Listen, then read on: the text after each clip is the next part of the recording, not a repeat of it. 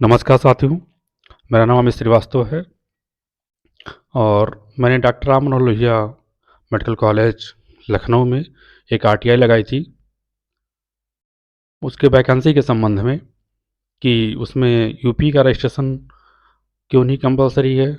और 4 बिंदु थे कुल मिला के, जिसमें से एक बिंदु आप लोग ग्रुप के माध्यम से देखे हैं और बहुत सारे साथी मुझे फ़ोन किए कि आप जो है एक वीडियो बना के उसका डाल दीजिए कि उसमें क्या क्या पॉइंट थे और क्या हुआ। तो साथियों, ये मुझे पत्र मिला है जिसमें लिखा है ऊपर मेरा नाम, मेरा एड्रेस है। दूसरा लिखा है सूचना अधिकार अधिनियम 2005 के अंतर्गत सूचना उपलब्ध कराए जाने के संबंध में अपने ऑनलाइन पत्र, ये नंबर दिए हैं, दिनांक 9/11 का संदर्भ ग्रहण करें, जिसके माध्यम से आप द्वारा कतिपय बिंदुओं पर सूचना उपलब्ध कराने का अनुरोध किया गया है। उक्त के क्रम में संबंधित अनुभाग द्वारा उपलब्ध कराई गई सूचना संकलन कर इस पत्र के माध्यम से प्रेषित की जा रही है। यानी जो पत्र आया था वो पत्र इन्होंने हमको प्रेषित किया था। ये डॉक्टर साहब के साइन हैं। ये पत्र मुझे मिला है और ये पत्र जो है जन सूचना अधिकार अधिनियम 2005 के अनुसार सूचना उपलब्ध कराए जाने के संबंध में लिखा गया है विषय। और यहाँ पे लिखा गया है कि महोदय, आपके पत्र, ये जो राम मनोहर लोहिया का पत्र था, अपने विभाग को जारी किया था, उसका पत्र का पत्रांक है का संदर्भ ग्रहण करने का है, जिसके माध्यम से आरटीआई नंबर इतना है।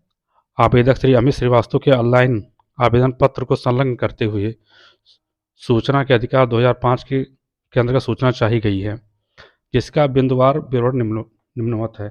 पहला बिंदु पे इन्होंने लिखा है संलग्न है, तो उसका अटैचमेंट अभी मैं दिखाऊंगा। दूसरा लिखा है लागू नहीं है, तो बताऊंगा मेरा कौन सा क्वेश्चन था और इन्होंने उस बात पे क्या बोला है, क्या लागू नहीं है। दूसरा है Uttar Pradesh nurses and midwife council का पंजीकरण अनिवार्य है।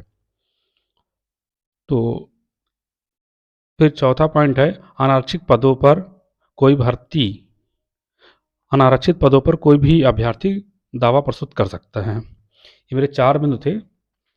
एक बिंदु आपने कहा यहाँ पे स्पष्ट है, Uttar Pradesh nurses and midwife council का पंजीकरण अनिवार्य, यानी ये मैंने नर्सिंग ऑफिसर्स के स्पेशली मांगा था, इस वजह से जो है इसमें लिखा गया है।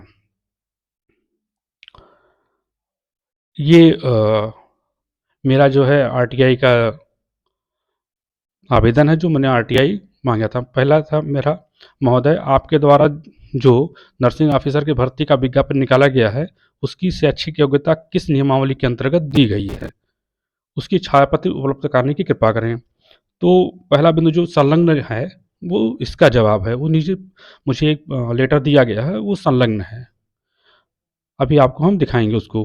तो दूसरा था इसमें उत्तर प्रदेश सरकार के अंतर्गत कार्यरत संविदा कर्मियों को उनके वरीयता अंक क्यों नहीं दिए जा रहा है। तो जैसा यूपीपीएससी में होता है, नंबर मिलता है, वैसे इसमें भी मैंने सोचा कि पूछ लिया जाए कि दिया जाता है या नहीं दिया जाता है। और तीसरा क्वेश्चन है, महोदय, क्या भर्ती उत्तर प्रदेश राज्य द्वारा अनुमोदित है? अगर हाँ, तो उत्तर प्रदेश नर्सिंग काउंसिल का पंजीकरण क्यों जरूरी नहीं किया गया है? तो उन्होंने वहाँ पे लिखा है कि Uttar Pradesh nurses and midwife council का पंजीकरण अनिवार्य है। फिर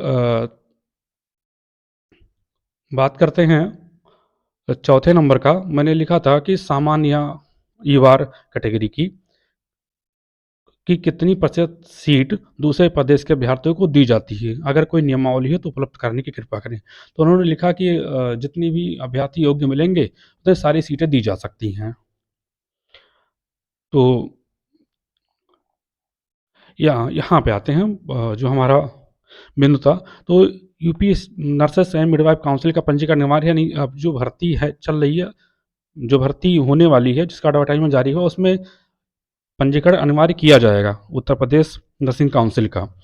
और अगर नहीं किया जाएगा तो फिर हम लोग फर्दर आगे देखेंगे कैसे नहीं किया, क्या कर सकते हैं हम लोग। बाकी हम लोगों ने तो पहले भी जो साथी हमारे 2019 में सीएचओ में रहे होंगे 6,000 वाली भर्ती में, या तो उसके पहले भी रजिस्ट्रेशन अनिवार्य नहीं था एनएचएम में भी। लेकिन हमारे साथियों द्वारा जो कोड के माध्यम से उसको लागू करवाया गया था। तो अगर यहाँ भी लागू नहीं होगा तो फिर हम लोग जो है अपना दूसरा रास्ता देखेंगे। और जो बात रही संलग्न की, तो संलग्न ये सर ने हमको संलग्न भेजा है, और इसमें जो है अपना जो भी इन्होंने किस पोस्ट के लिए कौन कितना आपका एक्सपीरियंस होना चाहिए, और कौन सा प्रमोशन पे है और कौन सा डायरेक्ट है, तो वो दे रखा है। तो जो मैं नियमावली मांगा था वो इसका है। बाकी साथियों, मैं अपेक्षा करता हूँ कि जहाँ तक है कि उत्तर प्रदेश नर्सिंग काउंसिल का रजिस्ट्रेशन कंपलसरी होगा इस भर्ती में, और उत्तर प्रदेश में एससीपीजीआई और केजीएमयू में जो है वो भी कंपलसरी होगा, क्योंकि केजीएमयू में लिखा गया था कि उत्तर प्रदेश नर्सिंग का काउंसिल डीवी के समय अनिवार्य है। तो साथियों, ये पत्र का पूरा जवाब था, और थैंक यू सो मच। और अगर आप लोग मेरे चैनल को सब्सक्राइब कर लें, ताकि जो है इससे संबंधित जो भी सूचनाएं होंगी हम अपने यूट्यूब चैनल और फेसबुक पेज के माध्यम से अपलोड करते रहेंगे। धन्यवाद। जय हिंद।